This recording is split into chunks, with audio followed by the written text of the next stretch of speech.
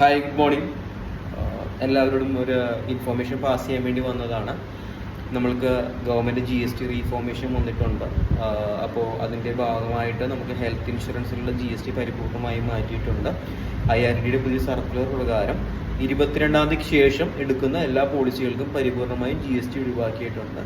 അതേപോലെ 22-ാം തീയതിക്ക് ശേഷം പുതുക്കാനുള്ള പോളിസികൾക്ക് അതിനും GST പരിപൂർണമായും മാറ്റിയിട്ടുണ്ട്. അപ്പോൾ നിങ്ങൾ പുതിയൊരു ഹെൽത്ത് ഇൻഷുറൻസ് എടുക്കാൻ പ്ലാൻ ചെയ്യുന്ന ഒരാളാണെങ്കിൽ, അല്ലെങ്കിൽ നിങ്ങൾക്ക് 22-ാം തീയതിക്ക് ശേഷമാണ് നിങ്ങളുടെ റിന്യൂവൽ എങ്കിൽ നേരത്തെ ഒരിക്കലും പുതുക്കരുത്. ആ ഡേറ്റിൽ തന്നെ നിങ്ങൾ പുതുക്കുക.